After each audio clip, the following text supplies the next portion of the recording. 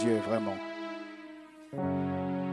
Élève ta voix, prie le Seigneur, prie le Seigneur. Désire que Dieu te parle. Nous ne voulons pas entendre seulement un pasteur nous parler, nous voulons entendre Papa nous parler.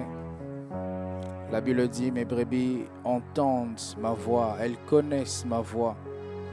Et ce matin, nous voulons être frappés, Seigneur, par le son de ta voix. Nous voulons ce soir recevoir de toi un message, une parole, une révélation, un réma. Viens nous construire, Jésus. Viens nous construire, Papa. Viens nous bâtir. Viens nous bâtir. Viens nous bâtir. Viens nous bâtir. Que ça ne soit pas 2 heures perdues, que ce soit 2 heures d'investissement. 2 heures dans ta présence d'investissement. 2 heures dans ta présence de construction. 2 heures dans ta présence où tu nous bâtis. Seigneur, encore ce soir, encore ce soir, encore ce soir, accorde-nous la grâce de t'entendre. Accorde-nous la grâce de t'écouter.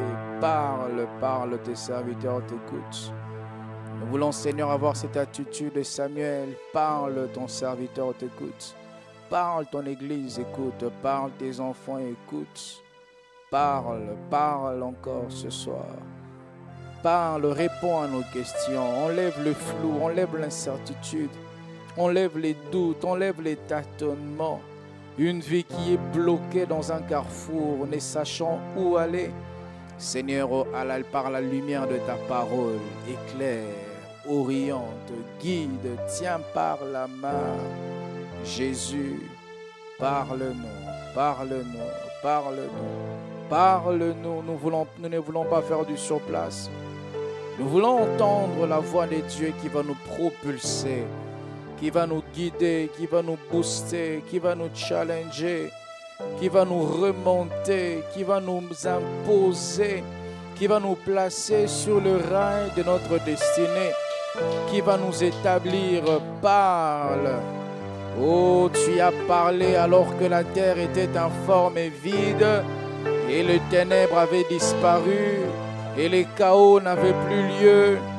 Nos vies, Seigneur, ont besoin de t'entendre. Nos vies ont peut-être des chaos, des ténèbres, des vides, des lacunes. Parle-nous, Seigneur Dieu. Parle-nous. Aïe, Abradabakasi. Nous soupirons après ta voix. Nous voulons t'entendre nous parler. Nous voulons t'entendre nous parler. T'entendre nous parler. Nous désirons écouter ta voix. Nourris nos esprits. Nourris nos âmes. Nourris nos esprits. Nourris nos âmes. Nourris nos esprits.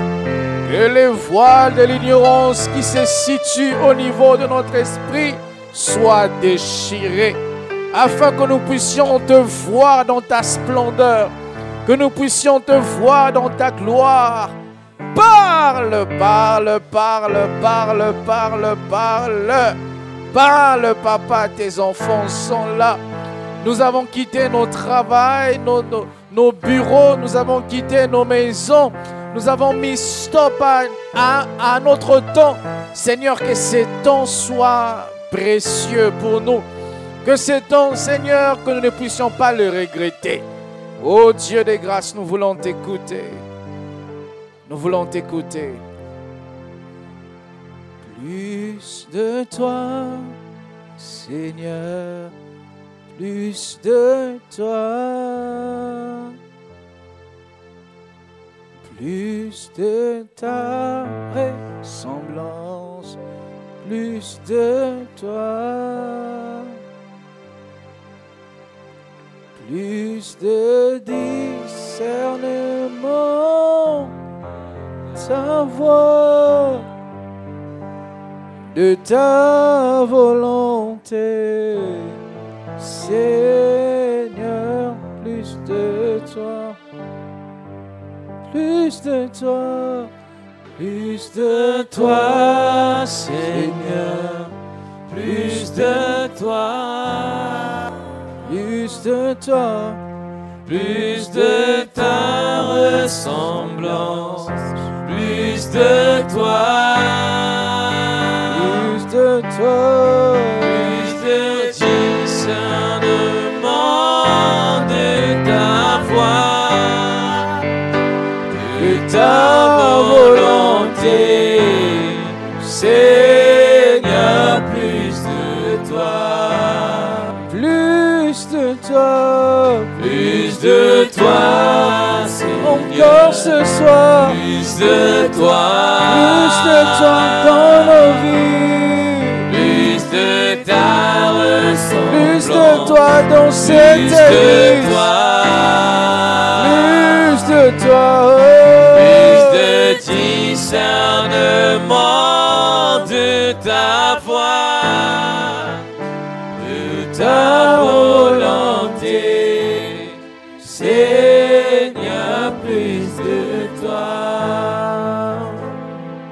Seigneur Dieu de grâce, encore ce soir, nous désirons vraiment t'écouter. Nous ne voulons pas être des formalistes.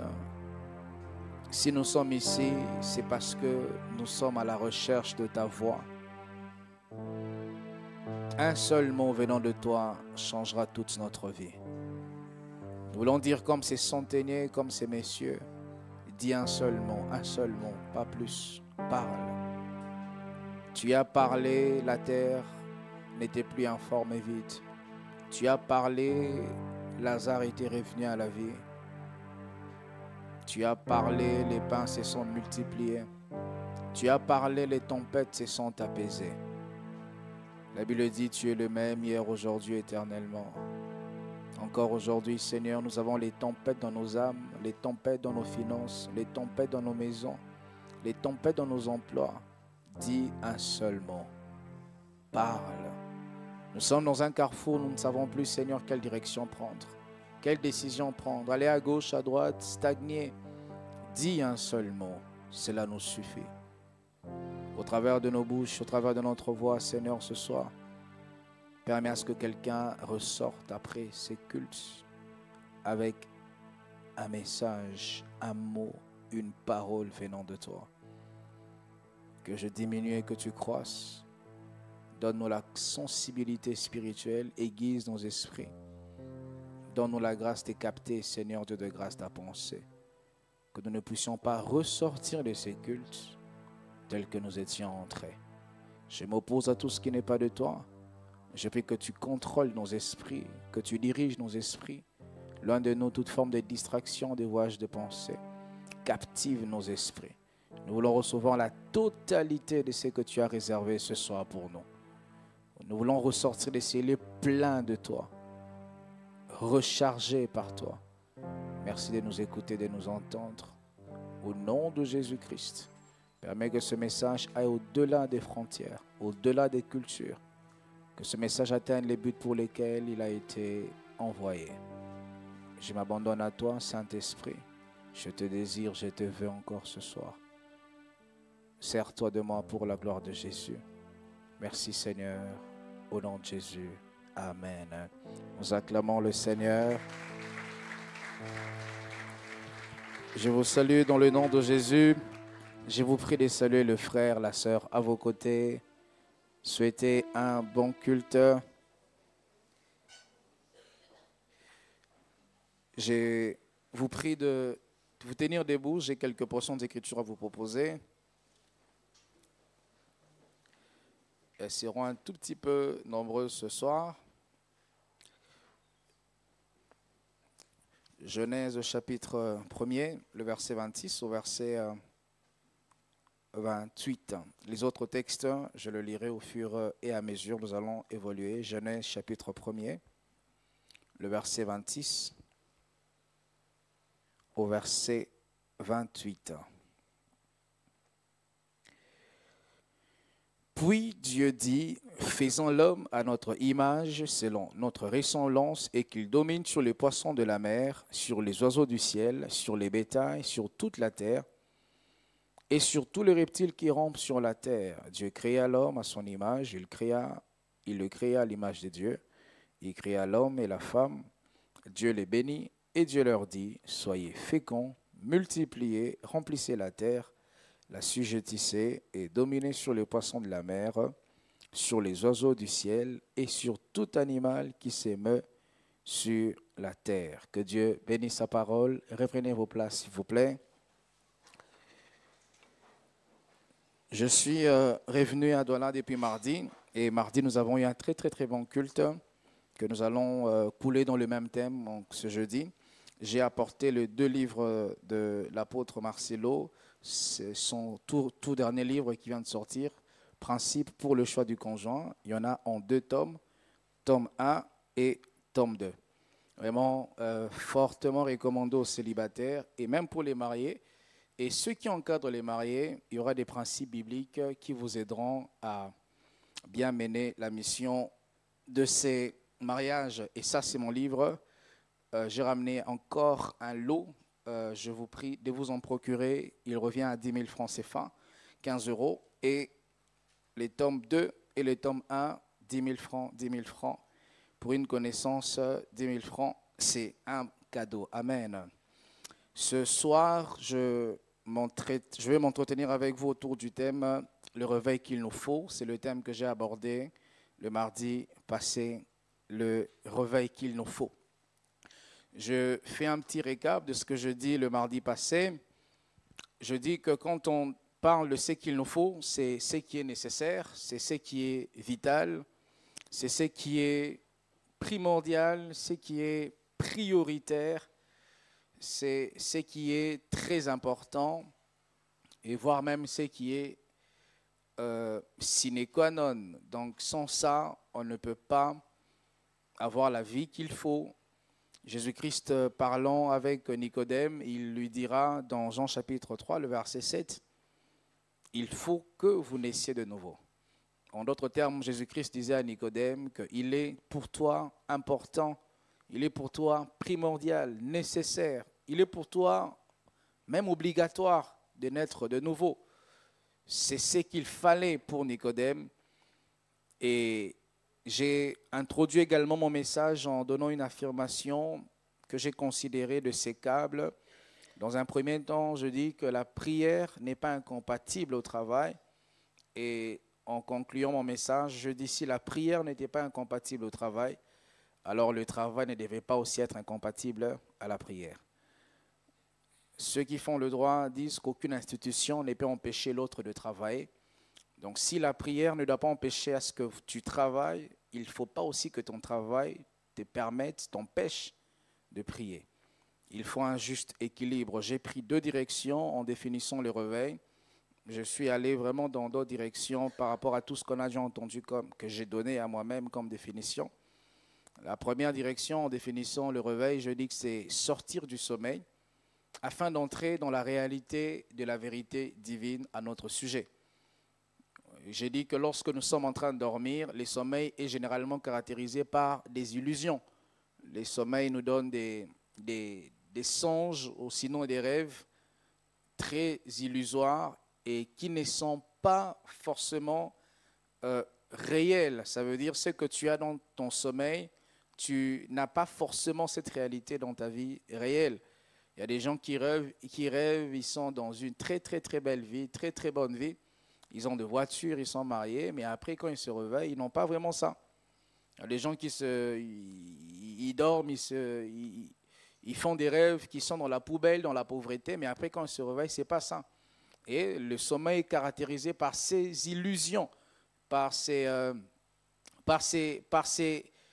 réalités qui sont pas, comment je peux le dire, par ces images qui ne sont pas réelles, qui ne sont pas vraies. Et le réveil, c'est nous permettre de sortir justement de tout ce qui est illusoire afin que nous puissions entrer dans la vérité de Dieu à notre sujet. La deuxième direction que j'ai prise en définissant le réveil, le mardi passé, je dis que le réveil, c'est la réconciliation d'avec Dieu. Romains chapitre 5, le verset 1er au verset 11, nous parle de la réconciliation d'avec Dieu par l'œuvre de Christ. Et quand je dis réconciliation, le verbe réconcilier ici veut dire c'est rétablir dans sa relation originelle avec Dieu. Au mieux, c'est rétablir les plans initiaux et parfaits des dieux. Et donc, les Écritures, les textes que nous avons lus, nous parlent du plan parfait que Dieu avait en créant l'homme.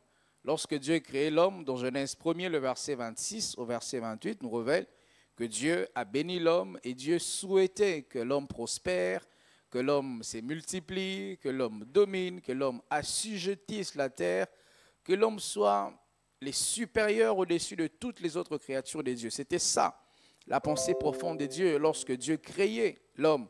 Et lorsque nous parlons de la réconciliation avec Dieu, nous parlons que le réveil est une réconciliation avec Dieu. Ça veut dire le réveil devrait nous permettre de retrouver la place que nous avions auprès de Dieu avant que l'homme ne chute. Et le réveil qu'il nous faut, j'ai mentionné 4 points pour les mardis passés. Le tout premier, je dis que le réveil qu'il nous faut est un réveil, ça tu ne vas jamais oublier, c'est un réveil holistique. Et c'était les nouveaux mots qu'on a appris les mardis passés. Soyez sincères, n'est-ce pas? Ça s'écrit H. Ben, c'est normal, quand il y a H, après c'est O. Donc, celui qui avait commencé avec O, il faut mettre H devant, holistique. Et je dis que quand on parle de holistique, on parle de ce qui englobe, ce qui est général, ce qui généralise. Et le réveil qu'il nous faut est un réveil général. Ce n'est pas seulement un réveil qui nous fait parler en d'autres langues, qui nous fait voir des songes et des visions. Pas seulement un réveil qui nous fait sentir bien dans notre esprit, mais après, socialement, on est perdu. Et après, dans notre mariage, ça ne marche pas. Après, nos économies, ça ne marche pas. Après, on est incapable de payer les factures. On est incapable d'avoir la vie qu'on veut. Le réveil biblique, c'est un réveil qui se veut être holistique. Ce n'est pas un réveil qui touche seulement une partie de notre corps ou une partie de notre vie ou sinon une partie de notre être. La Bible parle dans 1 Thessaloniciens que Dieu veut que l'être dans son entièreté, son corps, son âme, son esprit puisse être sauvé, être mis à part pour le Seigneur Jésus. En exerçant son ministère, il a tout le temps touché ces côtés du réveil holistique. Jésus-Christ pouvait ouvrir les yeux des aveugles, mais il pouvait aussi donner du pain. Jésus pouvait chasser les démons dans le spirituel, mais Jésus pouvait aussi dire à ses disciples, faites-les asseoir et nourrissez-le. Les grands Jésus qui avaient un haut niveau spirituel, les Écritures parlant de Jésus, disent que Jésus n'a pas reçu l'Esprit avec une mesure. Donc il a une dose d'onction et de puissance sans pareil que jamais homme n'aura sur cette terre. Malgré qu'il a ces niveaux élevés spirituels, Jésus s'est soucié aussi de ce qui était quotidien pour l'homme. Jean chapitre 9, le verset 23, Jésus dit à ses disciples, donnez à manger. Ils ont écouté la parole, mais après, donnez-leur aussi à manger. Dans Luc chapitre 9, entier, il était lui-même charpentier. Donc Jésus, après avoir ouvert les yeux des aveugles, il allait faire les bois, il allait travailler les tables, il allait travailler, je ne sais pas moi, la mezzanine. Si Jésus était à notre temps, c'est lui qui allait travailler notre mezzanine. Et Jésus, on ne marchande pas n'importe comment avec lui. Parce qu'il ne s'en gagne pas. Quand il dit c'est 10 000, c'est 10 000. Mais il y a des gens, lorsqu'ils se convertissent, ils oublient de travailler. Ils deviennent négligents. C'est comme ça que l'Église n'est pas puissante. Parce que les gens qui constituent l'Église, ils oublient qu'ils sont encore sur la terre. Ils ne sont pas encore allés au ciel. En attendant aller au ciel, il y a des responsabilités qui nous regarderont. Il y a des responsabilités sociales, même si tu pries comment, ça ne va jamais disparaître. Tu as un enfant, toi tu fais que prier, puis il pleure les biberons. Même si tu pries, il n'y aura jamais le lait qui viendra du ciel. Alléluia. Jésus, il rencontre un fou de Gadara dans Marc chapitre 5. Et Jésus guérit ces fous de Gadara. L'une des rares fois on voit Jésus qui refuse à ce que quelqu'un les suive. Marc 5, le verset 18 au verset 21. Comme il montait dans la barque, Jésus, Celui qui avait été démoniaque lui demanda la permission de rester avec lui. Jésus ne le lui permit pas. Mais il lui dit, va dans ta maison vers le tien et raconte-leur tout ce que le Seigneur t'a fait et comment il a eu pitié de toi. Il s'en alla et s'est mis à publier dans la Décapole tout ce que Jésus avait fait pour lui et tous furent dans l'étonnement. C'est vraiment ça les modèles types de chrétiens qu'on s'est convertis. Quand on s'est converti, on veut rester avec Jésus. On veut plus aller vendre, on veut plus que des frères qui peuvent faire une semaine en retraite sans aller au travail. Un frère qui est maçon, par exemple, il jeûne beaucoup. Comment tu fais pour jeûner beaucoup?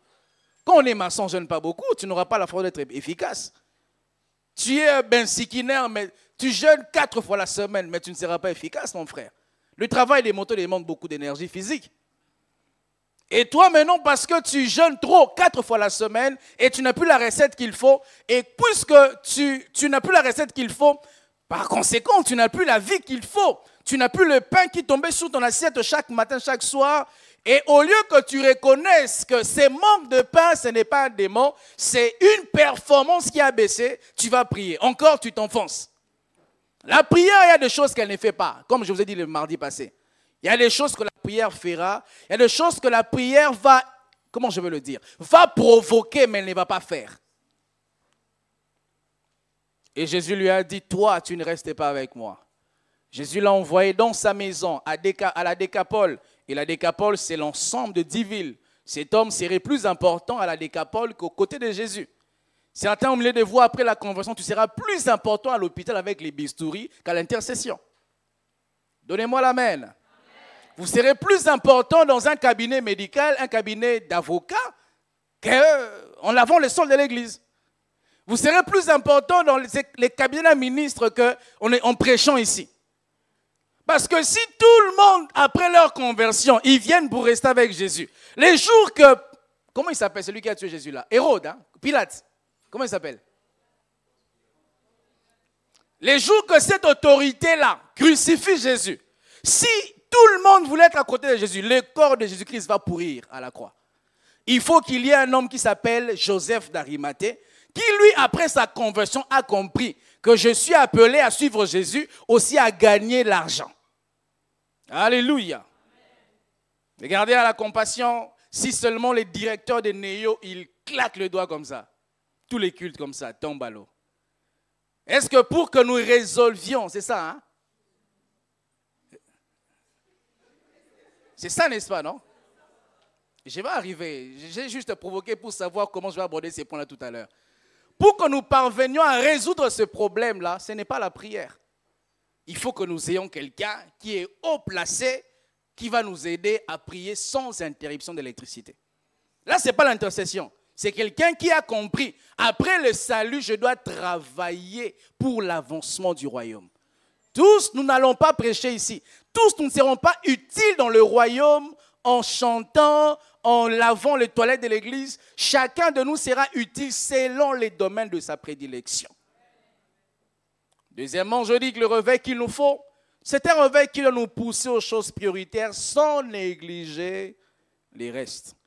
Matthieu chapitre 6, le verset 33, Jésus-Christ disait « Cherchez premièrement le royaume et la justice ». C'est le français. Quand on dit premièrement, il y a deuxièmement, il y a troisièmement. Donc si tu as obtenu premièrement le royaume, mais alors après va chercher l'argent. Si tu as obtenu les royaumes, tu t'es converti, Jésus t'a sauvé, mais Jésus ne t'empêche pas de travailler. Jésus ne t'empêche pas d'aller chercher l'argent. Jésus ne t'empêche pas de t'offrir la vie que tu aimerais avoir. Il y a des gens qui ont des rêves ici. Il y a des gens qui aimeraient avoir les voitures des rêves ici. Moi, j'ai une voiture, vraiment, elle n'est même plus cette voiture. J'ai fait de mon mieux, mais ça ne va plus. Aujourd'hui encore, j'ouvre la porte, il refuse de s'offrir. Il faut pousser, vraiment, quelle honte.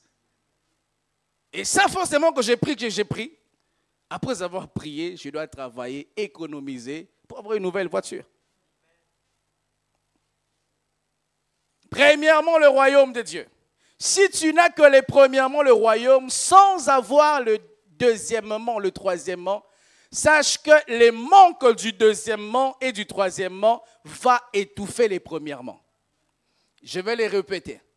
Les chrétiens déséquilibrés qui pensent que les réveils n'est que les spirituels, négligeant leur réalité sociale, le fait que leur réalité sociale ne disparaîtront pas par la prière, le fait qu'elle sera là, le regardant, va étouffer leur foi.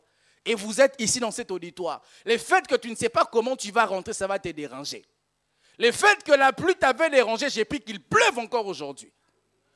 Si la pluie commence, je t'assure, tu seras préoccupé à écouter ma prédication et à te poser la question comment je vais rentrer. Et si malheur à toi, tu habites un quartier qui est dans l'eau, qui est une île dans Douala, tu seras davantage préoccupé. Mais qu'est-ce qui te fait autant préoccupé alors que tu as le royaume? Mais qu'est-ce qui étouffe le royaume? C'est parce que tu t'es occupé que du premièrement, sans tenir compte du deuxièmement. Des sœurs, tu t'es converti, après tu arrêtes l'impudicité, tu arrêtes tout. Gloire à Dieu, c'est les premièrement. Mais après, il y a les deuxièmement, le troisièmement. Parce que t'es converti, je vais te dire une chose, ma sœur. T'es converti ne te donnera pas le mariage. T'es converti te qualifiera pour avoir un bon mari, mais ça ne te donnera pas le mariage. Jésus dans ta vie ne va pas t'amener un mari. Jésus dans ta vie te disposera à voir les maris qu'il faut pour toi, mais il ne va pas te conduire ou t'amener un mari. Ça sera à toi de travailler pour avoir un mari. Lorsque Dieu veut te donner une chaise, il te donnera toujours le bois. Ça sera à toi de travailler les bois pour que le bois devienne une chaise. Mais quand elle est sœur en Christ, elle s'est convertie, elle a premièrement le royaume, elle néglige son corps. Elle peut faire avec, comment on appelle ça, une perruque, je ne sais pas, c'est 6 mois, j'ai dit quand même des bêtises, hein. 6, ben non, beaucoup c'est comment, pas 6 mois, je crois que c'est comme trop, beaucoup c'est combien? 1 mois, 2 mois. Vraiment, tout ce qui compte pour cette sœur, c'est seulement Dieu, c'est seulement Dieu, c'est seulement... Et moi, je vois des sœurs, pourquoi vous coupez vos cheveux, hein? Pourquoi tu rases ta tête? Tu n'as pas lu dans la Bible que la chevelure, c'est la gloire de la femme. Une femme qui a des cheveux, c'est beau, n'est-ce pas, non? Elle fait ça, c'est beau, non? Mais non, dans l'église comme ça, un jour, j'ai imposé les mains pour les gens ici. Je vois comme ça, amenez-moi ces frères-là. Et puis après, je vais citer une sœur. Hein? Regarde même, je suis troublé par les pasteurs. Si moi, le pasteur qui ne veut même pas t'épouser, je suis troublé. L'homme qui va t'épouser n'est pas troublé. Premièrement, le royaume, tu l'as. Mais ta vie là, tu ne la considères plus. Tu étais une sœur qui, tu ne peux pas sortir sans te laver. Là, tu viens à l'église sans te laver, sans brosser les dents. Tu es avec comment on appelle ça encore? Un sans confiance. Si tu en manques, gloire à Dieu. Mais si tu en as, tu deviens négligente. Là, ce n'est pas aussi bien. Il y a des gens qui pensent qu'ils sont des pauvres, mais ils disent tout est vanité. Je vais te rappeler qui a dit tout est vanité. Comment il s'appelait? Salomon était qui? Il était qui? Il était roi. Il était fils de qui? David était qui? Donc il était roi, fils de roi. Il a joui de tout. Après il conclut tout est. Toi tu n'as même pas joui de un. Et tu conclus tout est vanité. Ça va dans ta tête mon frère? Mais non, c'est une spiritualité déséquilibrée, non? Non, il faut que je jouisse de tout. Et puis je vais dire ici à mon tour aussi, tout est vanité. Ah, voilà les hypocrites. Toi, tu ne veux pas ça, hein? Que tu me donnes ta part des richesses. Comme ça, je vais jurer à ta place. Je vais te dire, mon frère, fais attention, la voiture là est vanité. Et la tablette, frère, c'est vanité. Toi, écris avec un stylo. Celui qui écrit avec un stylo, n'est-ce pas que tu as plus de retard que celui qui écrit avec une tablette? N'est-ce pas, n'est-ce pas? Celui qui a une tablette, il peut faire 1000 mots en 1 minute. Toi, tu fais 500 mots en 1 minute. Mais non, tout est vanité. Tout est vanité. Tu attends le ciel. Tu attends le ciel. Attends le ciel, mon frère. On va se voir au ciel. En attendant le ciel, tu vas beaucoup marcher à pied. Vous savez, les gens qui marchent à pied ont des chaussures bizarres. Hein? Sans prophétie, tu sais que celui-ci, c'est un grand piéton. Ils sont au niveau de leurs talons ici, c'est comme ça, n'est-ce pas? Même si je ne suis pas prophète, tu es un grand piéton. Les gens qui font les pieds, ils ont une grande patience. Ils adorent Dieu en cours de chemin. Ils louent le Seigneur. Ils ont un peu des cacahuètes tout le temps pour manger, pour les fortifier. Entre être chrétien spirituel qui marche à pied, chrétien spirituel qui a une voiture climatisée, qu'est-ce qui est mieux, frère? Est-ce que là, il faut que les pasteurs t'enseignent ça? Et je dis, troisièmement, que le réveil qu'il nous faut, c'est un réveil à 3 dimensions.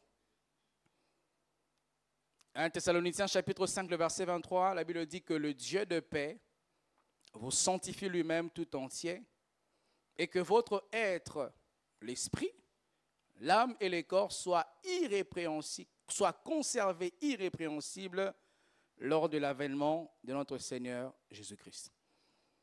Ici, je dis que le réveil qu'il nous faut, c'est un réveil, c'est vrai, qui touche l'esprit, on est sauvé. Ça, j'en ai déjà parlé. Mais aussi qui touche notre âme. Comme j'avais dit que la conversion n'est pas un suicide intellectuel. C'est convertir, être sauvé dans son esprit, ne désactive pas notre âme pour être intelligente. Être sauvé dans son esprit ne nous empêche pas de réfléchir à comment je dois réussir dans la vie.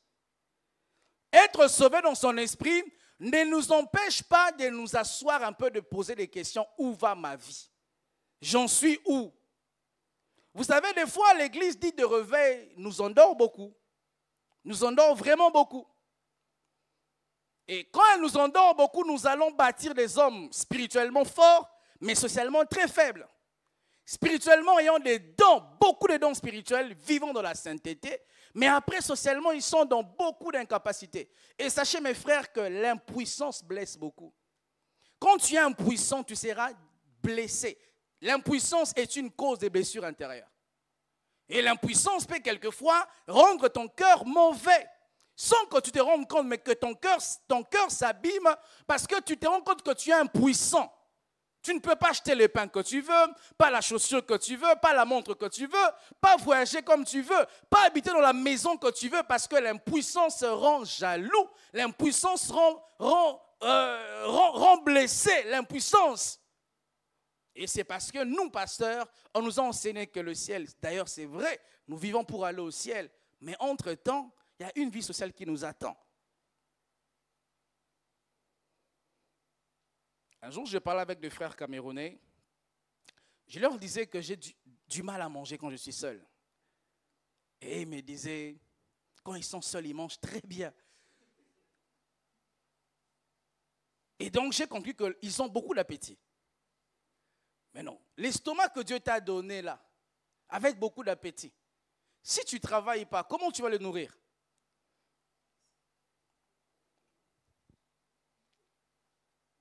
Votre esprit est sauvé.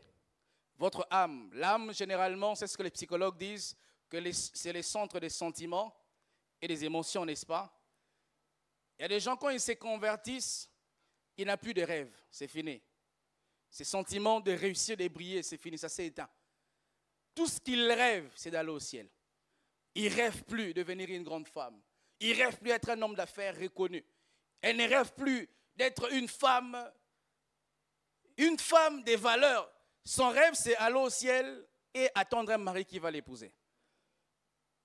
Je crois que les mariages apportent beaucoup de bénédictions. Mais penser que ta vie changera quand un homme entrera dans ta vie, c'est une mauvaise pensée. Tu peux réussir sans être marié, ma soeur.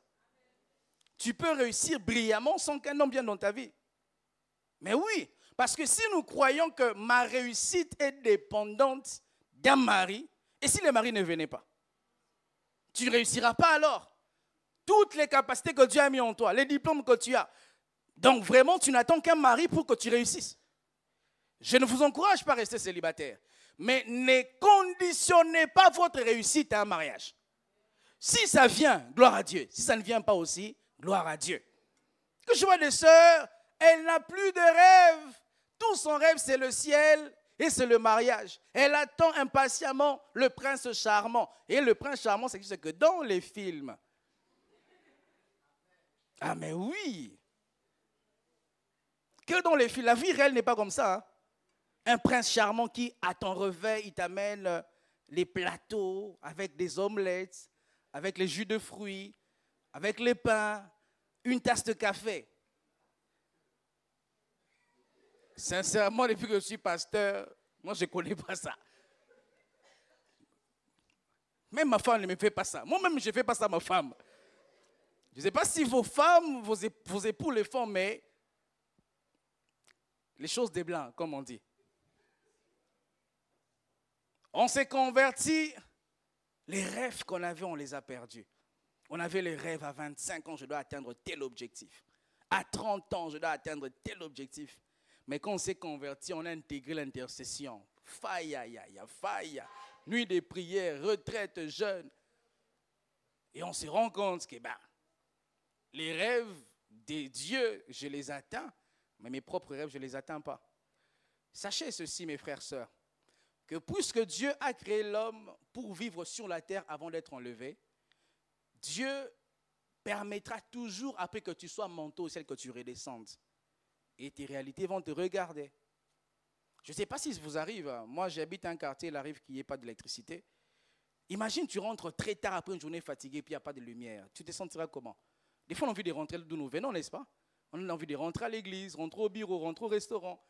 Parce que même si j'étais dans le feu, dans la spiritualité à l'église, le fait que je rentre à la maison, je trouve qu'il n'y a pas de lumière, c'est une réalité qui me regardera en face. Et je dois continuer à courir derrière mes rêves afin que je me batte, comment je veux le dire, afin que je me construise un paradis, même si Énéo ne me donne pas ce que je veux.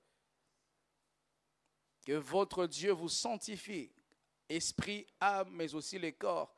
Je le dis largement les mardis passés, que la conversion ne nous empêche pas d'être chic. Et moi-même, j'aime ça à l'église, d'avoir les belles filles et les beaux garçons. Un jour, je reçois une très belle fille qui est venue prier à l'église. Et après, quelqu'un vient me dire que cette fille-là, elle était venue en mission pour me faire tomber. Moi, je dis, donc Dieu m'appelle seulement voir les sœurs. Bon, pas mon mais les locaux. Donc, Dieu ne m'appelle pas voir des très belles femmes à mes côtés pour les ministères. Et même, on voit maintenant, même les belles sœurs là, quand elles se convertissent, elles deviennent comme des mémés avec des cabas. Comment on appelle les mémés ici? Un terme péjoratif, vraiment. Tu vois, une jeune fille qui est belle, qui est tout.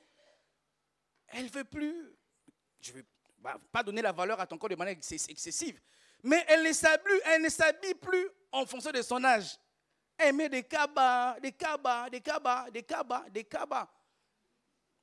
Mais non, ma soeur, quand même, ça fait très mal aux yeux. Tout le temps de voir une jolie fille avec des cabas. Mais pourquoi le frère des fois n'épouse pas les sœurs? Parce que les sœurs, vous êtes trop spirituels. Soyez spirituels, mais ne soyez pas trop. Comprenez très bien ce que je vous dis. Je ne vous dis pas d'être charnel. Je vous dis d'être spirituel, mais ne soyez pas des TTS. Trop spirituel. Tu es avec une sœur comme ça, elles ne sont même pas un parfum. Elles ne sont même pas la lotion. Si les parfums, je ne même pas la lotion. Elles ne sont même pas les, comment on appelle ça, les savons de Marseille. Mais ma sœur, c'est grave ça. Tu sens avec une sœur comme ça, quand vous parlez, c'est comme si tu parles avec un homme. J'aime remarquer, des fois, la chorale a beaucoup de mariages, donc beaucoup d'églises. Mais pas un département d'intercession. Les sœurs là-bas deviennent des masculins. Elles parlent toujours bien-aimées dans le Seigneur. Elles parlent avec autorité comme si elles chassent les démons. Frère, je dis pardon. Pourquoi tu n'étais pas venu au culte? Elle a développé, son code génétique est changé. On est dépassé. Et l'homme pose des questions. C'est cette femme que je vais épouser. Elle va commencer à me dire, frère, lève-toi, il est 3 heures, on va prier. Ah, je dois travailler le matin. À 5 heures, lève-toi, on va prier. Mais tu vois, des fois, à la chorale, les protocoles, elles sont femmes. Et après, un frère dit, cette soeur, je vais l'épouser. Mais à l'intercession. Une sœur, elle oublie qu'elle est sœur et les odeurs des frères et des sœurs, elle ne sent plus. Son odorat est complètement bouché. Les frères transpirent, Et il transpire, quand l'onction tombe, ils se tiennent la main, ils se meurent. Et il y a le frère là qui les observe, me dit ça, c'est la femme que je vais épouser. Quand elle chasse, ah, ça, il faut que je le dise. Lorsqu'on prie, nous on prie calmement, mais les intercesseurs ont demandé de prier.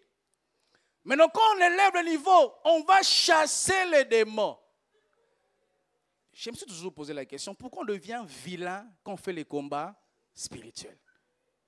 Je n'ai pas encore vu quelqu'un qui est beau en chassant les démons. Tu as déjà vu ça? Moi, pas encore. Hein? Mais quand on chasse les démons,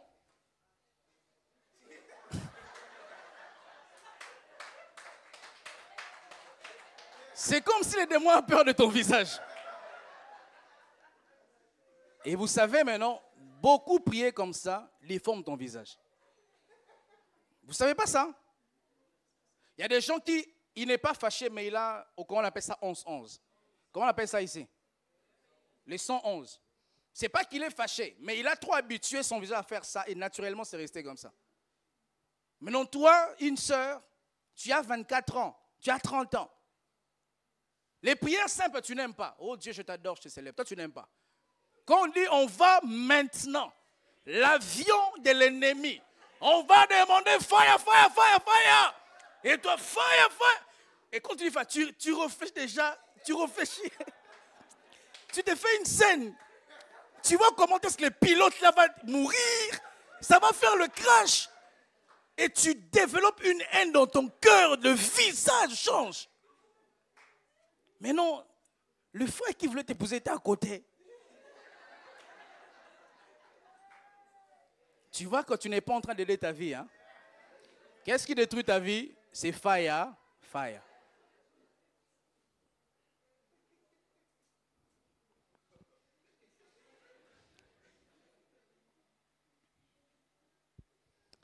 Quatrièmement, je dis que le réveil qu'il nous faut, c'est le réveil de la restauration intégrale de l'homme dans sa position initiale. C'est là où je vais m'appesantir pour les 19 minutes qui me restent.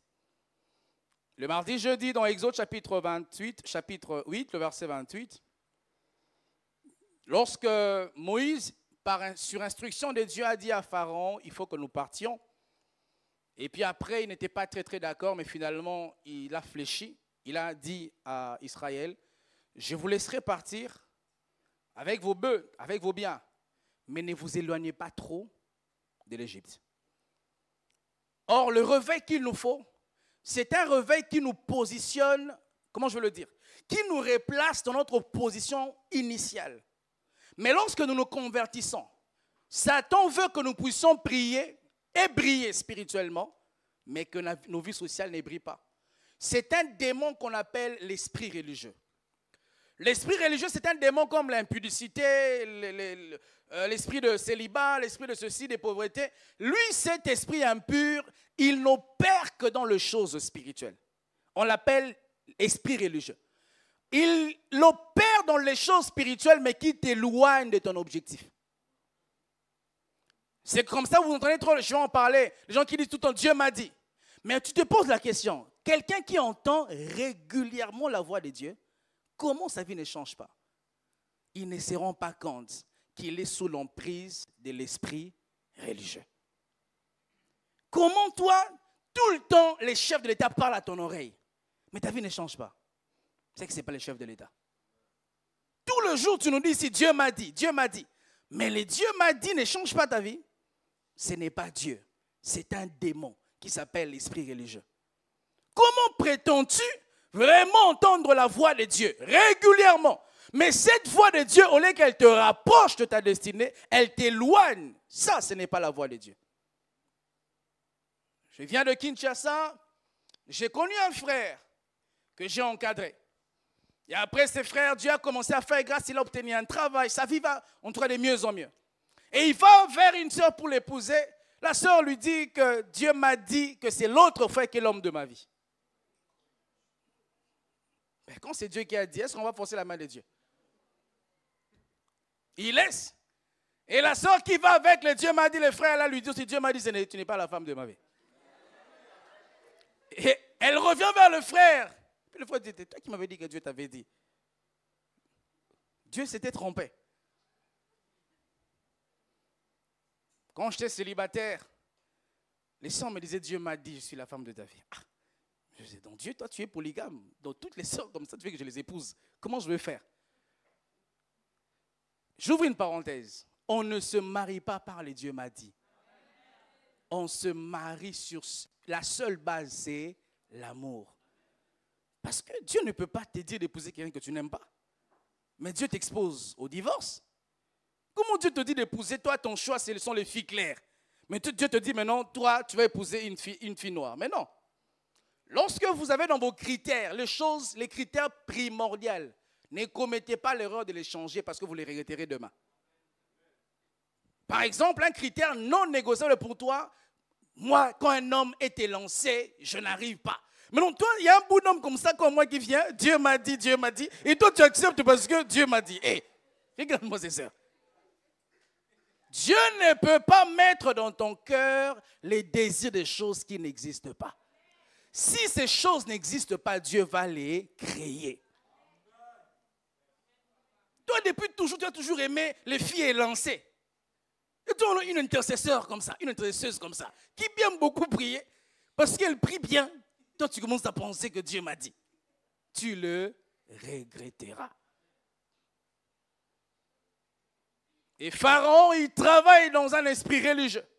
Il dit à Israël, partez, sortez, mais ne vous éloignez pas. Spirituellement, tu es délivré de l'Égypte, mais l'Égypte te garde encore pour ne pas évoluer. Spirituellement, tu es converti, mais socialement, tu vis encore l'économie de l'Égypte. Socialement, tu vis encore les forces de ténèbres de ta famille. Tu es sorti de l'Égypte, mais ton travail y est resté. Ton mariage y est resté. L'esprit religieux. Lorsqu'on grandit dans la foi, on ne dit plus trop Dieu m'a dit. La maturité veut que nous puissions dire, je pense que si tu fais ceci, tu vas réussir. Des fois, ce sont les immatures spirituels qui, pour donner les pouvoirs à leurs paroles, ils aiment tout le temps dire Dieu m'a dit. Parce que si il ne va pas user du Dieu m'a dit, on ne va pas croire que Dieu a parlé. Quand on grandit dans la foi, on n'utilise plus trop Dieu m'a dit. La Bible dit, les prophètes qui diront mon nom, une parole que je ne lui aurai point dite, ces prophètes sera puni des morts. Dieu m'a dit. Les textes que nous avons lus, frères, sœurs, nous révèlent la pensée initiale de Dieu pour l'homme. Et la Bible dit dans Matthieu 24, verset 14, « Cette bonne nouvelle du royaume sera prêchée dans les mondes entiers pour servir de témoignage à toutes les nations, alors viendra la fin. » Encore, Matthieu appuie ceci dans le verset 19 du chapitre 28 en disant « Allez, faites de toutes les nations les disciples, les baptisons au nom du Père, du Fils et du Saint-Esprit. » De plus encore, la Bible dit dans toujours Matthieu 5, le verset 14, « Vous êtes la lumière du monde. » Ici, la pensée de Dieu, c'est que l'homme soit sauvé, mais après être sauvé, il doit être la lumière de son environnement. Après avoir obtenu le salut en Jésus, il doit être la lumière qui éclaire l'économie de sa nation. Après s'être converti, il doit être le général qui garde l'armée sans corruption. Après s'être converti, il doit être les voisins qui donnent la paix à son voisinage. Lumière du monde. Allez prêcher, que cette bonne nouvelle soit répandue. Et lorsque Dieu, il disait que la bonne nouvelle doit être répandue dans la pensée de Dieu, Dieu voyait les humains. Et en méditant sur ces versets, le Seigneur donne une grande mission. Renard Bonk appelle ça la grande commission. Une très grande mission. Et il dit que je ne vous envoie pas prêcher dans ton quartier à Douala. Je ne t'envoie pas prêcher chez tes amis. Mais je vous dis que cette bonne nouvelle dont tu es détenteur doit être répandue dans les mondes entiers.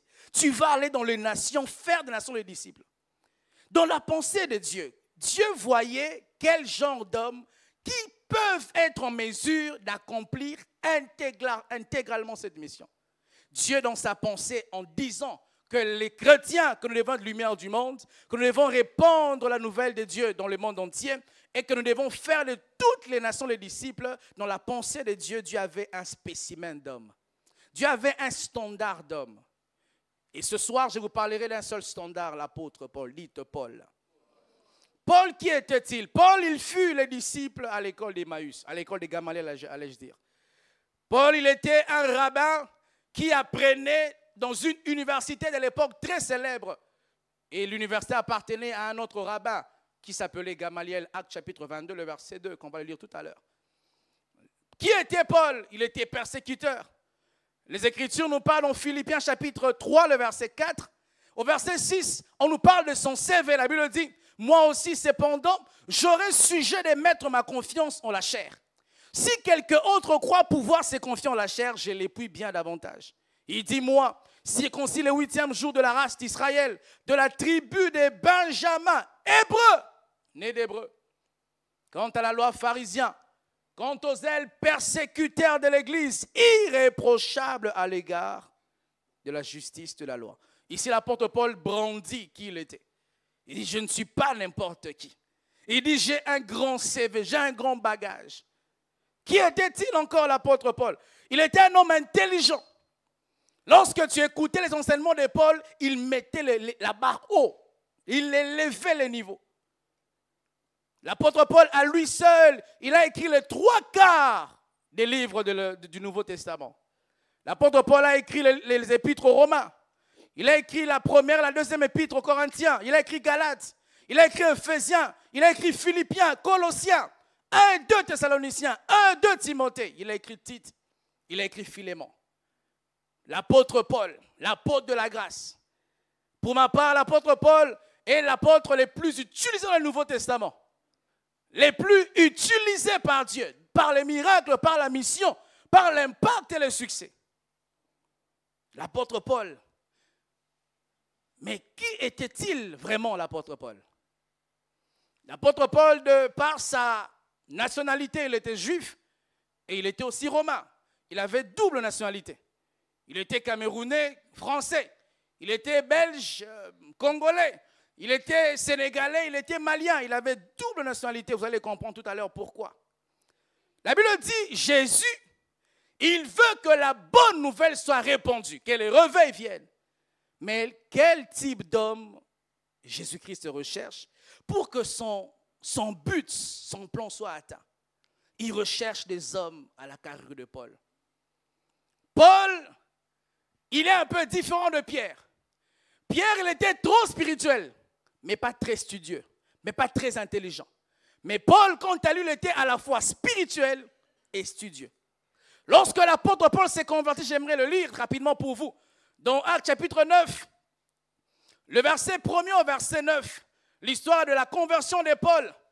La Bible dit, cependant Saul, qui était Paul, il respirait encore la menace et les meurtres contre les disciples du Seigneur.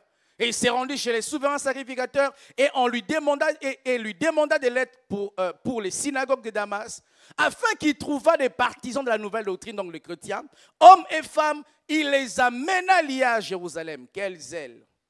Comme il était en chemin et qu'il approchait de Damas, tout à coup, une lumière venant du ciel resplendit autour de lui. Il tomba par terre et il entendit une voix qui disait, « Saul, Saul, pourquoi me persécutes-tu » Il répondit, « Qui es-tu, Seigneur » Et le Seigneur dit, « Je suis Jésus que tu persécutes. » Il te serait dur de réjamber contre les aiguillons. Tremblant et saisi de froid, il dit, « Seigneur, que veux-tu que je fasse » Et le Seigneur lui dit, lève-toi, entre dans la ville et on te dira ce que tu dois faire. Les hommes qui l'accompagnaient demeurèrent stupéfaits. Ils entendaient bien la voix, mais ne voyaient personne. Saul se leva de terre et quoique ses yeux fussent ouverts, il ne voyait rien. On les prit par la main et on les conduisit à Damas. Il resta là 3 jours sans voir, sans manger et sans boire. Or, il y avait à Damas un disciple nommé Ananias. Le Seigneur lui dit dans une vision, Ananias, il répondit, mais voici Seigneur. Et le Seigneur lui dit, lève-toi, va dans la rue qu'on appelle à droite et cherche dans la maison de Judas un nommé Saul de Tarse. Car il prit et il a vu en vision un homme du nom d'Ananias. Il entrait et qui lui imposait les mains afin qu'il recouvrât la vue. Et Ananias répondit au Seigneur, Seigneur, j'ai appris de plusieurs personnes tous les maux que cet homme a fait de tes saints dans Jérusalem. Et il a ici des pouvoirs de la part des principaux sacrificateurs pour lier tous ceux qui invoquent ton nom. J'aime la réponse de Jésus dans le verset 15. Mais le Seigneur lui dit, va, car cet homme est un instrument que j'ai choisi. Regardez ceci, pour porter mon nom devant les nations, virgule, devant le roi et devant les fils d'Israël. Pour que tu sois un instrument, afin d'apporter les noms de Jésus devant les nations, la spiritualité ne suffit pas. Il faut aussi un bagage intellectuel. Pour que tu sois un instrument de Jésus, afin de présenter son nom au devant de roi, je vous assure, mon frère, la spiritualité va t'ouvrir les portes. Mais c'est ton niveau social, caractériel, intellectuel qui te fera asseoir dans ces portes-là. Un homme de Dieu a dit, un homme au charisme élevé, donc au don spirituel élevé, avec un caractère sous-développé, le caractère sous-développé finira par assassiner les charismes élevés. Ça veut dire, un homme lorsqu'il ne se soucie que de sa spiritualité, sans travailler son caractère, il va avoir des portes ouvertes, mais il ne va pas trop durer. Un jour, on l'entend, il prophétise, on est tous éblouis, mais quand tu commences à les côtoyer, il a un mauvais caractère et on commencera à s'en éloigner. Tu entends un pasteur prêcher, waouh, quelle prédication! Mais quand tu arrives dans son église, il y a la saleté, il crie sur les fidèles, il suspend les jambes, il est impudique. La grâce avait ouvert les portes, mais les portes sont rapidement fermées. Parce que l'homme qui avait des grâces élevées, il n'a pas su travailler les caractères. L'homme avec le charisme élevé, il donne des prophéties, il prêche tellement bien, merveilleusement bien. Et les gens croient en son ministère. Il donne des offrandes au bureau dans le secret. Mais après, on entend que l'homme de Dieu ne fait pas arriver ça au diaconat. Les charismes étaient trop élevés, mais les caractères sous-développés. Et les hommes qui étaient éblouis, rapidement, ils vont se rétracter. Et l'apôtre Paul, Jésus de sa propre bouche dit, moi je l'ai choisi, afin qu'il porte mon nom devant les nations, devant le roi. Je vous assure, mes frères, les charismes ne suffisent pas. Les charismes vont t'ouvrir la porte. Mais c'est le caractère que tu auras qui te fera demeurer dans ces portes-là. Et regardez ce que la Bible nous enseigne à propos de Paul. C'est là où je vais finir ce soir.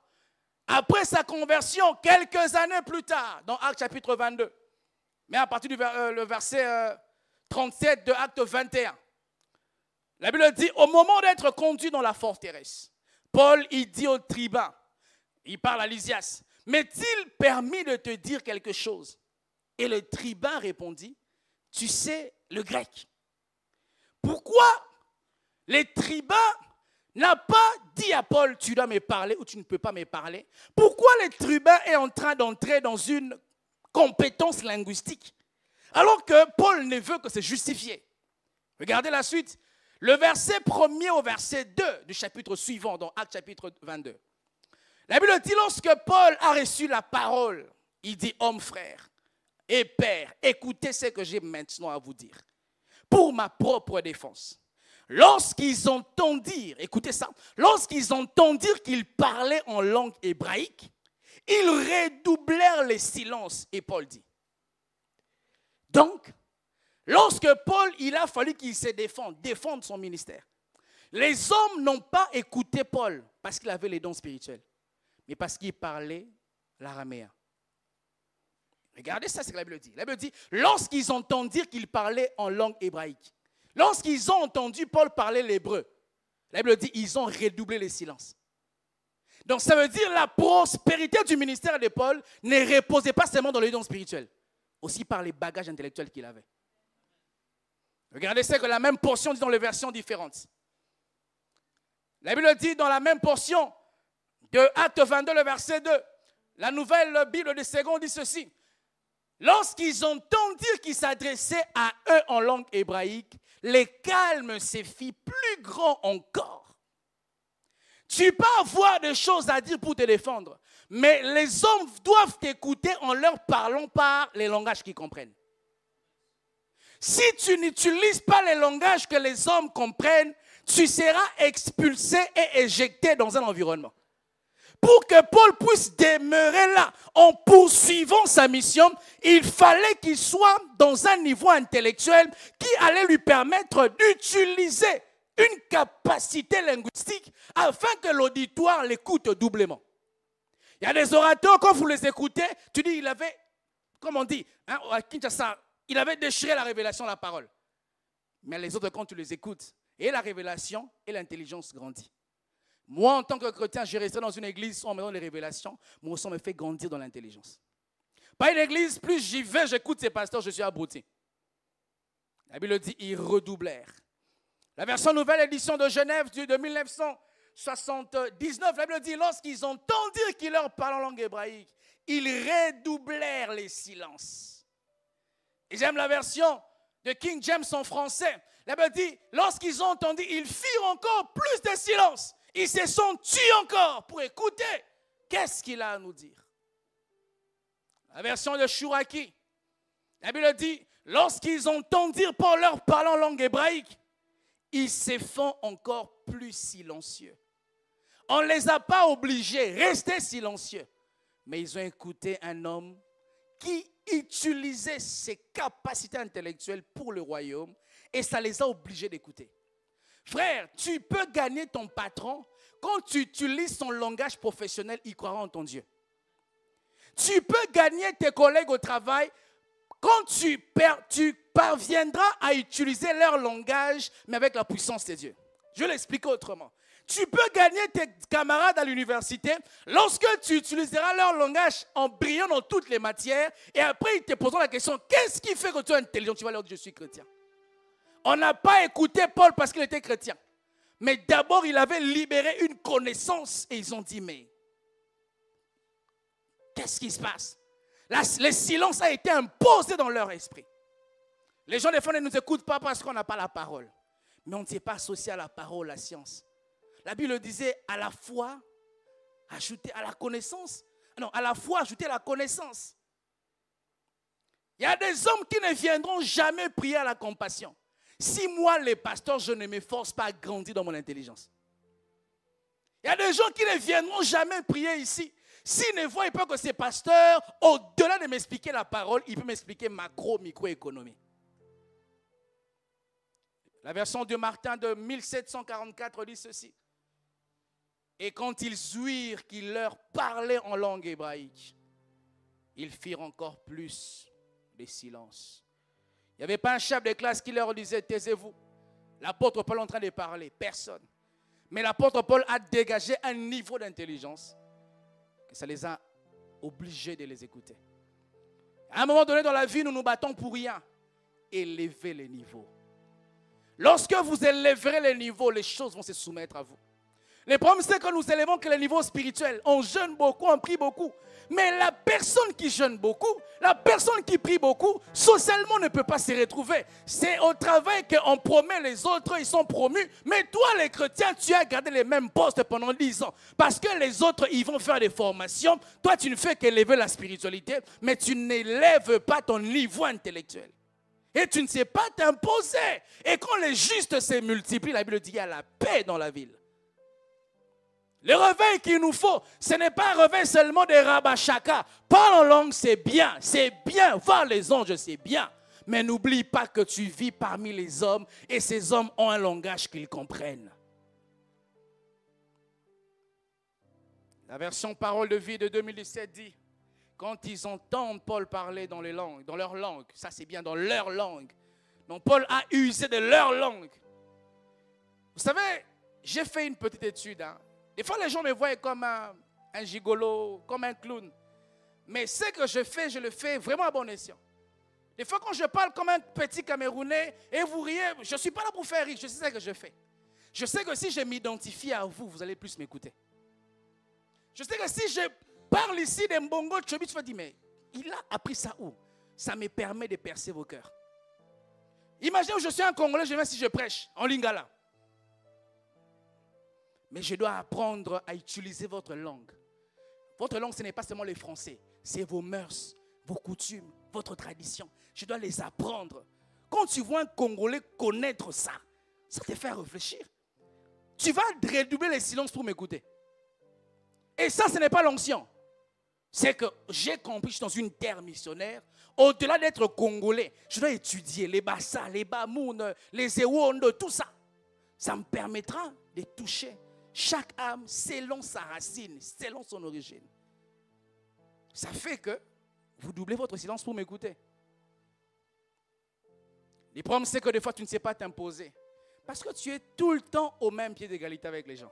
Ils prient 5 heures, tu pries 5 heures. Mais après avoir prié 5 heures, qu'est-ce que tu fais d'exceptionnel qui va te démarquer des autres? Tu es militaire, tu t'exerces comme tout le monde. Mais après t'avoir exercé comme tout le monde, qu'est-ce que tu fais qui va te démarquer des autres? J'ai appris qu'il y a un footballeur célèbre. Lorsque les gens s'entraînent, ils doivent s'entraîner à 7 heures. Lui se lève à 5 heures pour s'entraîner. C'est ce qui permet qu'il soit démarqué des autres. Prier, c'est bien. Mais la prière ne fera pas tout, mes frères. Allez-y apprendre l'anglais. Allez-y apprendre l'allemand. Allez-y apprendre l'espagnol. Allez-y, je ne sais pas commencer une affaire. Tu as travaillé, va faire une autre formation additionnelle. Parce que le monde dans lequel nous vivons, c'est un monde compétitif et évolutif. Si tu gardes les niveaux que tu as, il y aura un moment où le monde va tellement évoluer et tu ne seras plus acceptable. Tu seras périmé. Tu dois te mettre à jour. Et là, même en termes de mariage, si vous êtes tout le temps monotone, vous allez perdre votre mariage. Parce que ta femme ne vit pas que dans ces 4 murs-là. Elle sort et elle voit ce qui est à l'extérieur. Mais si tu ne te bats pas de développer ton mariage, ça va se détruire. Ça ne sera pas un démon. Ça sera, tu n'avais pas parlé leur langage. Leur langage.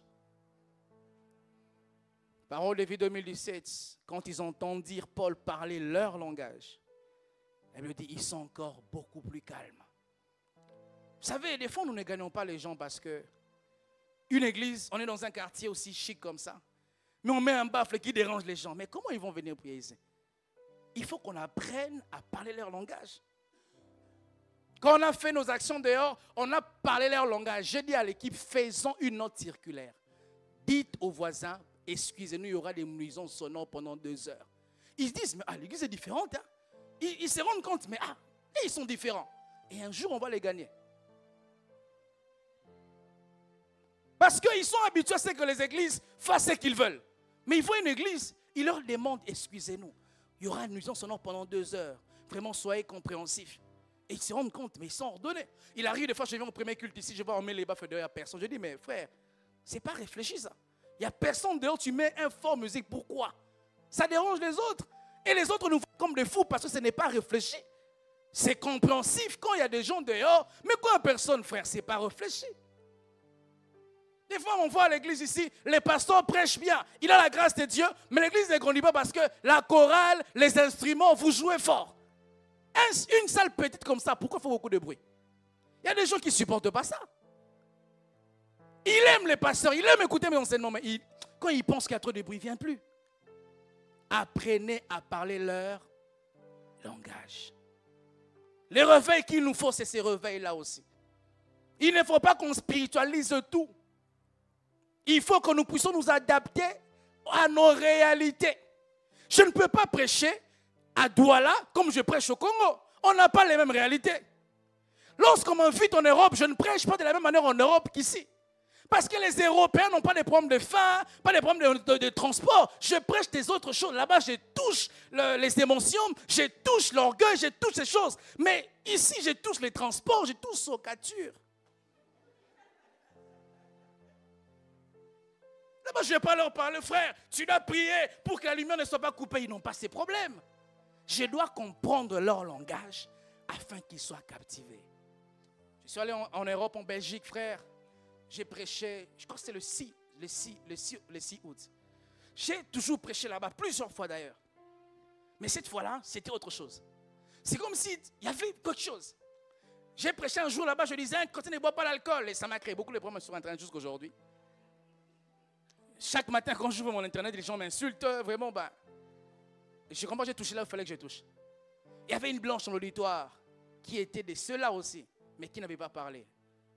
Mais le dimanche 6 août, J'ai prêché sur mon livre seulement. L'onction est descendue.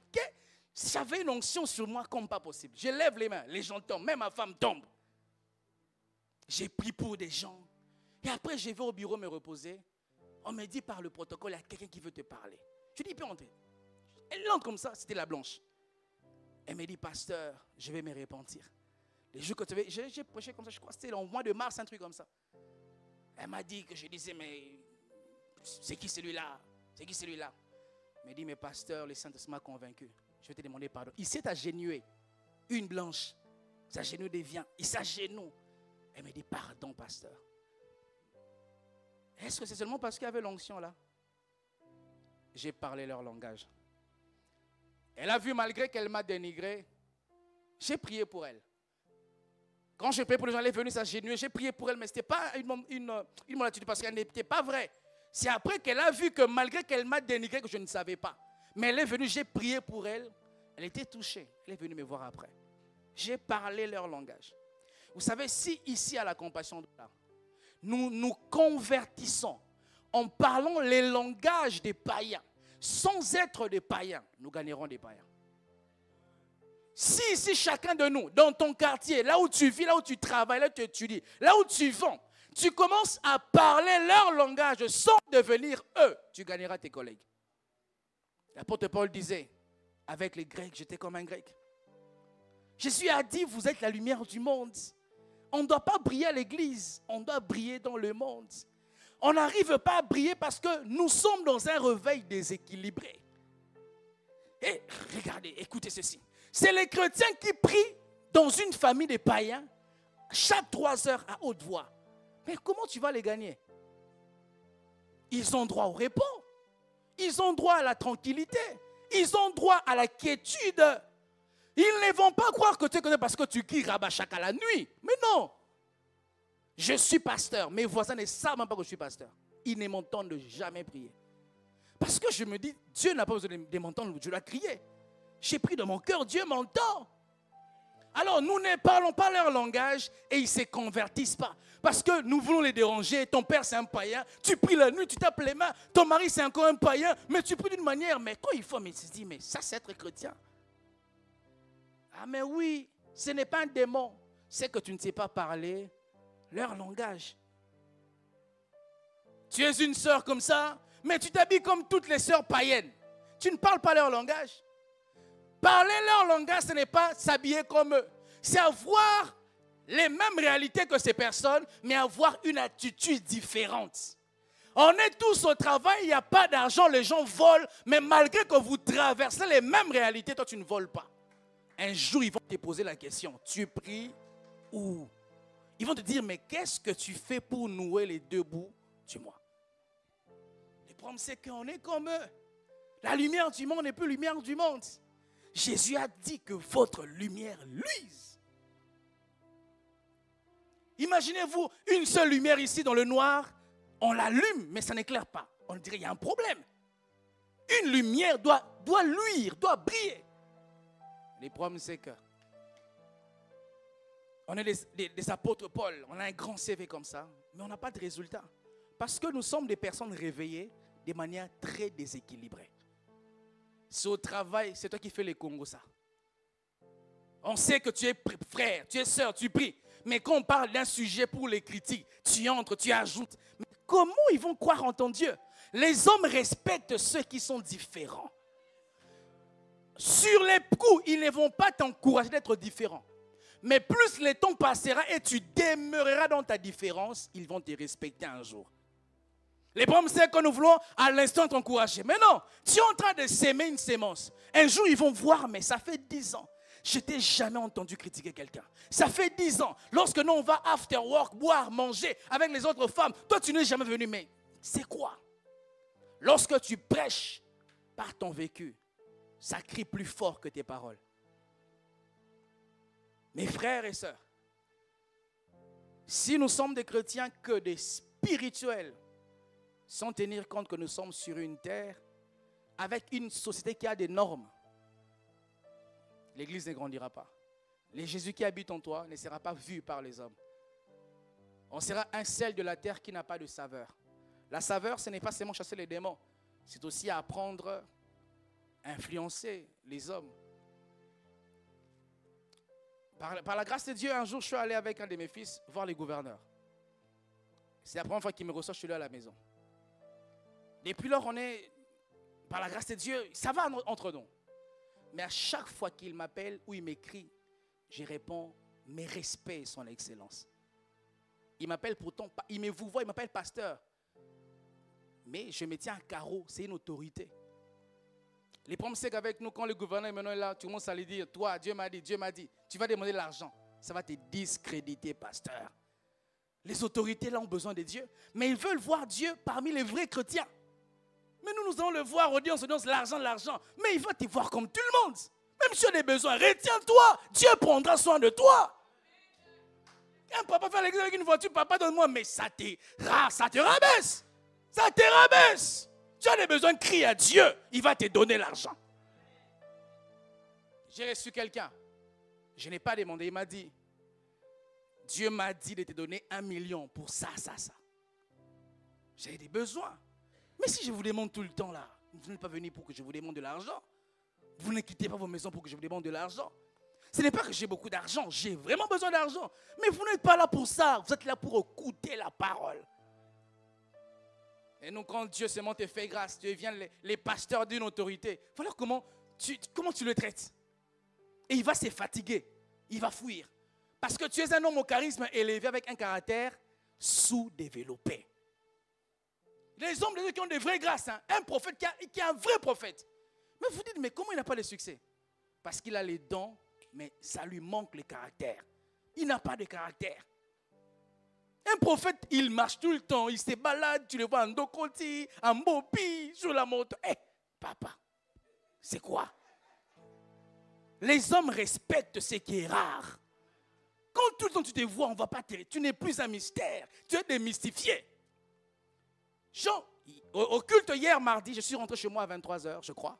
23h, Ronald, hein, on est rentré à 23h. Je suis seulement sorti aujourd'hui. Hier, je suis allé faire le sport, je rentre à la maison toute la journée, seulement aujourd'hui, le soir pour venir prêcher. J'ai une voiture, je peux sortir, aller manger. Mais quand on te voit tout le temps, tu es démystifié. Quand on perd le mystère, on perd le ministère. La Bible dit, ne va pas trop chez ton voisin, il va se fatiguer de toi. Je vous dis, hein, ceux qui viennent chez moi à la maison, ils savent que j'ai beaucoup de besoins, beaucoup. Mais vous ne me verrez jamais utiliser la chair pour vous demander l'argent, jamais. Je veux prier, Dieu va te parler, tu vas donner. Je ne suis pas là pour me faire de l'argent. Je suis là pour vous enseigner la vérité. Et quand on enseigne quelqu'un, quand il comprend intégralement. Il comprend qu'il faut donner, il comprend. Mais quand je commence par l'argent, vous savez, je vais finir par là. Il y a des gens qui, Dieu les a conduits à la compassion, mais ils nous observent. Parce qu'ils ont été dans les églises, on les a beaucoup blessés. Ah oui, je sais de quoi je parle. Tu ne m'as pas dit, mais je sais. Personne ne m'a dit aussi à ton sujet, mais je sais. C'est presque 20 ans que je sais comment ça se passe. Tu viens comme, comment on appelle la montre religieuse, hein, Laetitia? Tu connais la montre religieuse? La montre religieuse. Avant de voler, il fait toujours tout le temps. On dit, compassion couple les trop jeunes. Hé, pasteur. Compassion déménagement. Hé, pasteur. Non, je te comprends. Les problèmes, ce n'est pas toi le problème. Je m'en veux aux faux hommes de Dieu là qui t'ont détruit comme ça. Tu avais un bon cœur, mais ils ont abusé de toi. Maintenant, c'est à nous de souffrir et de te reconstruire. Mes frères et sœurs, nous voulons gagner le monde. Parlons leur langage. Tu penses que quelqu'un qui vit toute sa vie dans les boîtes, dans les bars, avec les femmes, les prostituées, tu penses que tu lui dirais, il viendra à l'église? Il viendra vraiment? Toi et moi, combien de fois nous a invités pour venir à l'église? Toi et moi. Combien de fois nous a dit, viens à l'église, on fait, parce qu'il n'y avait pas d'intérêt. Mais il a fallu que cet homme-là montre un certain côté de notre langage pour qu'on trouve l'intérêt qu'on vienne. Ton mari, c'est un païen. Ta femme, une païenne. Tes parents sont des païens. Mais c'est toi qui es impoli à la maison. C'est toi qui mens à la maison. C'est toi qui orgueille à la maison. Tu ne parles pas leur langage. Même si tu leur prêches à tes collègues, ils ne vont jamais croire à ton Dieu. Parce que tu ne sais pas parler leur langage. Tu t'habilles comme toutes les filles. Tu exposes ton corps. Tu es la chrétienne qu'on voit pas vraiment. Hier, je regardais la télévision. Il y a un film là que j'ai vu. Et c'était, on parlait de l'église, hein. Mais c'était une sœur qui prêchait, elle était même pasteur, mais s'habillait avec une courte jupe. Elle avait un copain, un pasteur, une pasteur, un copain qui s'embrassait. Pasteur. J'ai rapidement zappé ça parce que c'est un film qui veut nous faire croire qu'on peut être chrétien et embrasser les gens.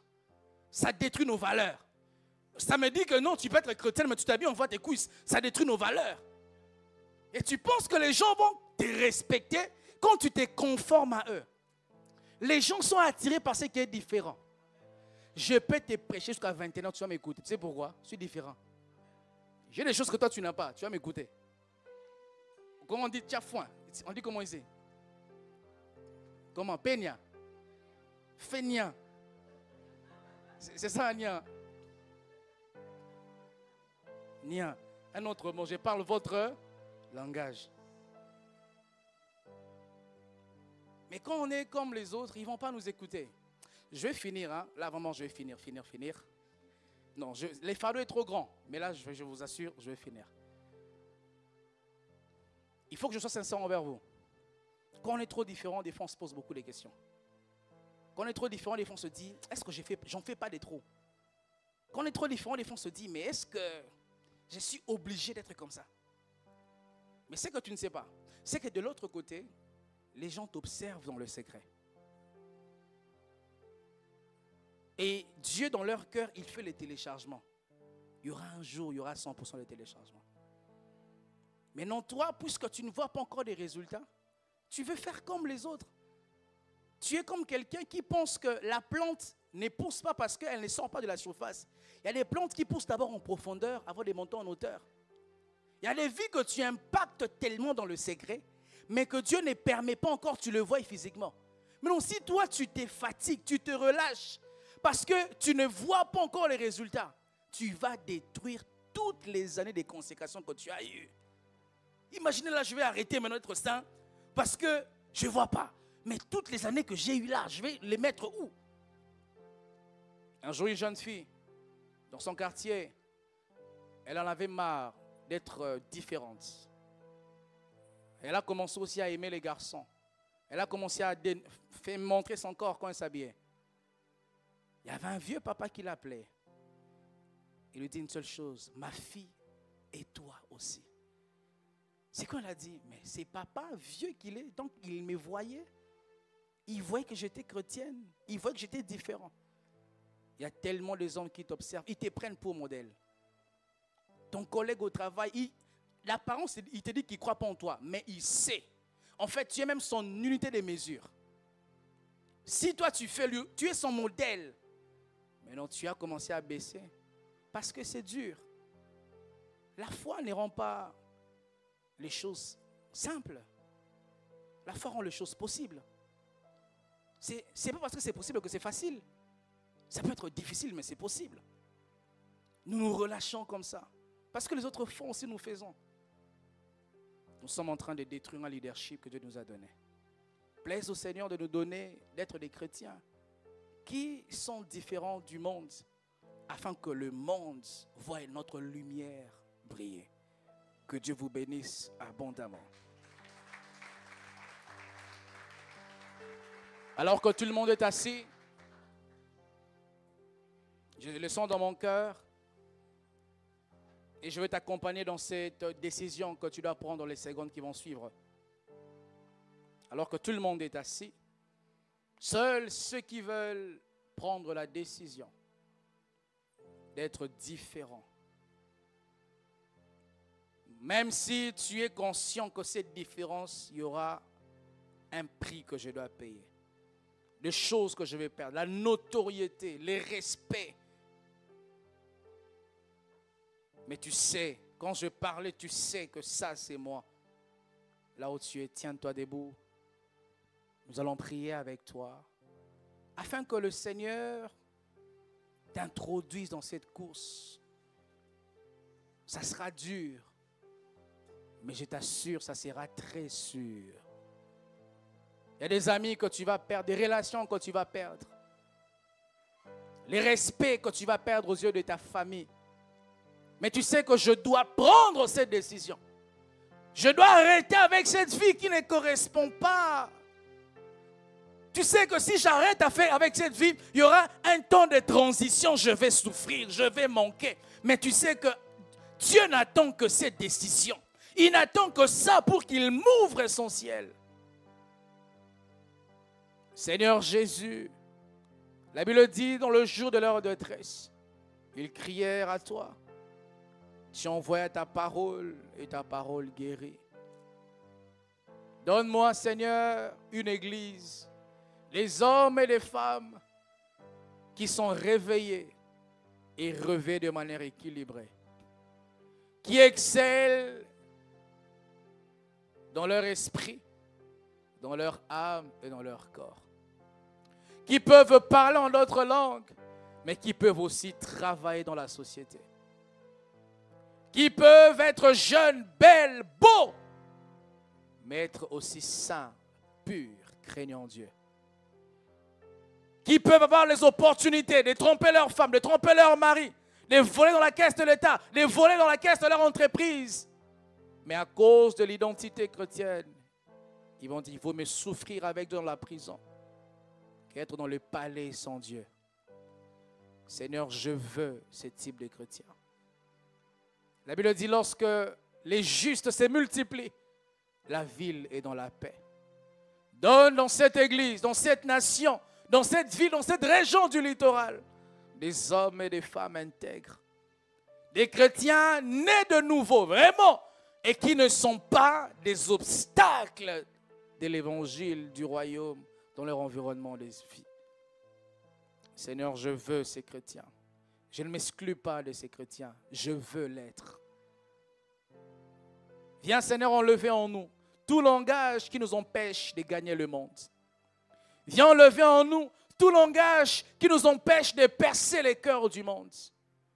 Seigneur Jésus, nous voulons être des hommes au charisme élevé, avec un caractère développé.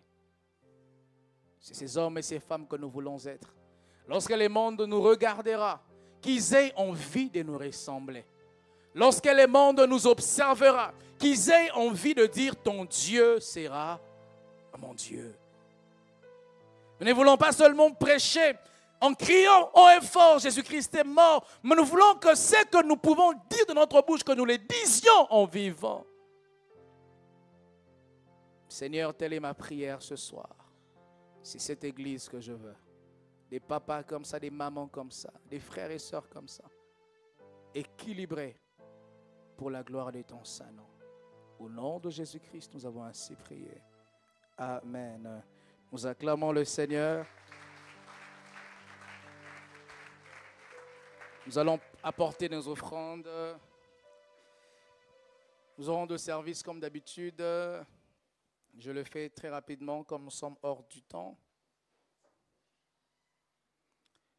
Nous allons premièrement apporter les offrandes à Dieu et dans le second panier, tu vas apporter une offrande pour l'aménagement et le déménagement. Très bientôt, on va vous annoncer le programme du déménagement parce que vraiment, il faudrait qu'on parte.